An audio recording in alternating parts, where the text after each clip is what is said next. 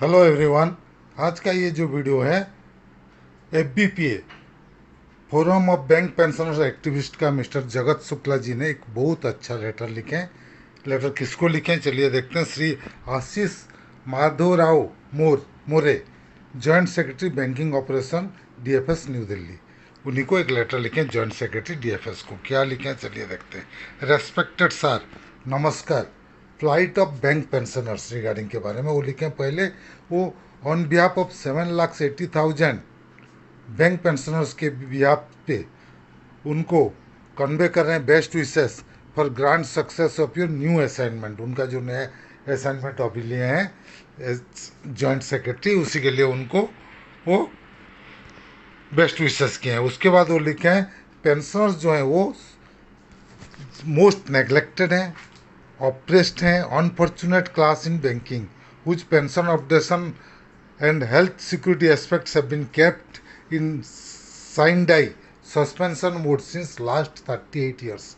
38 years में कोई pension objection हुआ नहीं और हम जैसे साइन डाई के हिसाब से पड़े हुए हैं, सस्पेंशन मोड में पड़ा हुआ है। उसके बाद वो लिखे हैं इन स्पाइट ऑफ सेटलमेंट जो था 29/10/1993 में जो सेटलमेंट हुआ था पेंशन मैटर्स के ऊपर, और डीएफएस का जो लेटर गया था 2012 में पर हेल्थ इंश्योरेंस के बारे में होने के बावजूद भी वो उसका फैसिलिटीज बैंक पेंशनर्स को नहीं मिल रहा है। It is further stipulated that bank may consider the option of group insurance policy for both service and retired employees instead of direct payment of benefit from the fund से direct payment नहीं करके health insurance करने के लिए instruction दिया गया था। और pension settlement clause 12 states applicability, qualifying service, amount of pension, payment of pension, commutation of pension, family pension, updation, and other general condition, etc., on the line as are in force in Reserve Bank of India. But pension updation has never been done except for a brief period from 1/1/86 to 31/10/1987 due to fifth wage revision coming into force with effect from 1/11/1987।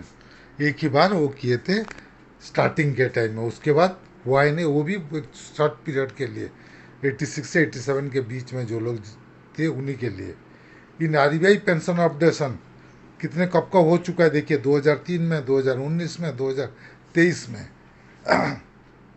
वो कब 31/10/1997 तक हुआ, फिर 31/10/2012 तक हुआ, फिर अभी 31/10/2017 तक आरबीआई में पेंशन अपडेशन हो गया। लेकिन बैंकिंग सेक्टर में नहीं हो रहा है। इंस्पाइट ऑफ हमारा पेंशन का प्रावधान है, उसी के बावजूद pension to clause 12 of pension settlement dated 29/10/1993 bank pensioners are entitled to pension updation on RBI line. RBI में जो होता है उसको बैंक पेंशनर्स को भी मिलना चाहिए। क्लॉज 12 में मेंशन है, फिर भी हमको पेंशन अपडेशन नहीं दिया जा रहा है। फिर वो लिखें स्मॉल कमिटी जो हुआ था settlement dated 29/10/1997 to formulate pension updation in its meeting held with union on 26/3/1994 to get regulation approved immediately agreed to। उसी में एग्रीड किए थे। क्या एग्रीड हुआ था? Formula for updating pension should be on the line of same given in the Reserve Bank of pension scheme. Any change there in should be introduce only after mutual agreement. कोई change है तो mutual agreement में करना है, otherwise same रहेगा। और 35(1) already हमारा pension का प्रावधान उसमें है, अपडेशन फॉर्मूला एग्रीड भी ऑन आरबीआई लाइन में भी वही है। वो तो आरबीआई का जब हो गया, हमारा पेंशन अपडेशन क्यों नहीं हो रहा है? Despite very speaking clause 12 in pension settlement dated 29/10/1993, small committee decision dated 26/3/1994 and clause 35(1) BEPR 1995 होने के बावजूद आईबीए ने 26/8/2022 में ऑनरेबल सुप्रीम कोर्ट में एक एफिडेविट जमा कर दिए कि पेंशन का प्रावधान नहीं है इस पर बीईपीआर 1995, जो कि सरासर गलत है। IBA having avers so if in its affidavits में गलत तो सबमिट किए हैं ना। वो कोई आईबीआई इज नॉट अथॉरिटी और government department in its own admission bide in circular letter dated 30/9 2019। वो खुद बोल रहे हैं कि वो कोई अथॉरिटी नहीं है, फिर भी वो कैसे सबमिट कर दिए। How can it ever such blatant lie in case where GOI DFS etcetera are party.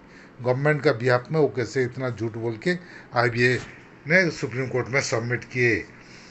In 12 BPS 9 joint note में जो था 8/3/2024 में क्या था, उसमें 5 साल के लिए एक्स ग्रेसिया दिया जाएगा और 2024 अप्रैल में पहला रिव्यू होगा और हर अप्रैल में एक एक बार रिव्यू होगा।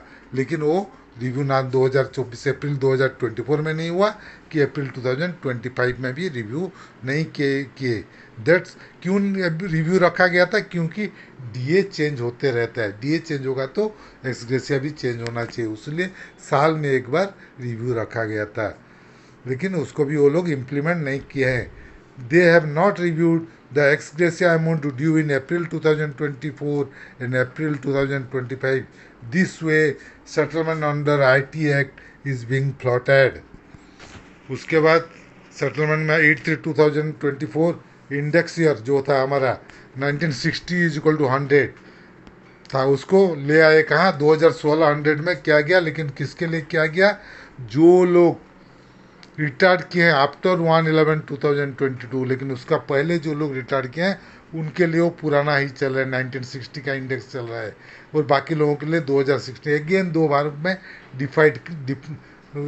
डिवाइड कर दिए पेंशनर्स को। पहले था pre-2002 post-2002, अभी कर दिए pre-2022 post-2022 नवंबर से, ठीक है, यही कर दिए। लेकिन पहले का जो था उसको तो कम से कम 2023 में ठीक कर दिया गया, उसको रेक्टिफाई करा गया और नया मिस्टेक अभी फिर क्रिएट कर दिए।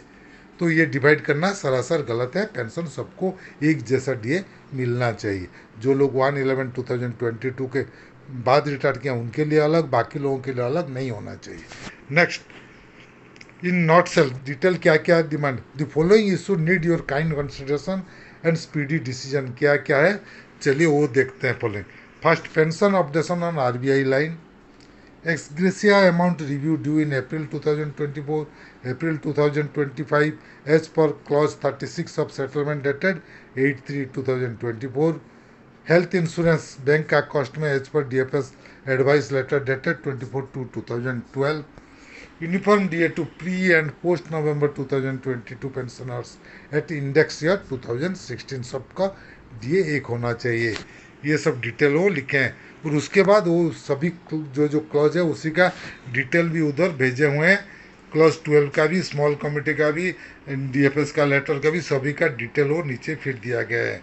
उसके बाद वो लास्ट में रिक्वेस्ट क्या करें, देखिए, over 7,08,000 bank pensioners of public sector banks who fall under age 60 to 98 are being maltreated and reprimanded by the bank management of public sector bank who are under superintendence and control of DFS banking operation now being headed by you. So we are hopefully look to you for resolution of aforesaid issue in banking where bilateral is deep rooted. It is very ugly situation right from 7th to 12th settlement. Some wrong have been going on every settlement, forcing bankmen to take court refuse. Such situation were never seen in 1st to 6th settlement, including in pension settlement dated 29/10/1993. This situation need thorough review to bring bilateralism on right track, which is derailed in existing dispensation. Why such settlement which breed dispute and cause court cases? It is assuming that 60 to 98 years aged of oiling pensioners are forced to take refuge of courts. Court जाने मजबूर हो रहे हैं 60 से 98 years का senior citizen and super senior citizen.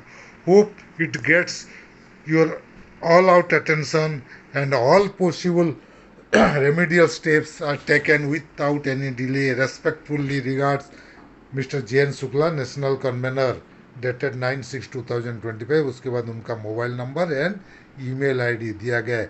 उसके बाद वो डिटेल पूरा दिया है, वो मैं आपको नहीं दिखा रहा हूँ. एनक्लोजर सब अलग अलग है. देखिए पारा 12 का एनक्लोजर है. डिसीजन ऑफ स्मॉल कमिटी के बारे में वो लिखे है. क्लॉज 35 1 BEPR 1995 में क्या दिए हैं, क्लॉज 56 ऑफ BEPR दिए हैं, एक्स ग्रेसिया पर पेंशनर्स 36 में जो है वो भी दिए हैं। ये सब डिटेल वो इधर मेंशन किए हैं। तो ये था आज का वीडियो। अगर हमारा वीडियो आपको पसंद आया तो प्लीज़ इसको लाइक कीजिए, शेयर कीजिए। आपका कुछ मतामत है तो कमेंट सेक्शन में ज़रूर दीजिएगा। और अगर अभी तक हमारे बेल आइकन को नहीं दबाएं तो प्लीज़ दबा दीजिएगा, ताकि आगे हम जो भी वीडियो बनाएंगे उसका जानकारी आपको मिलते रहेगा।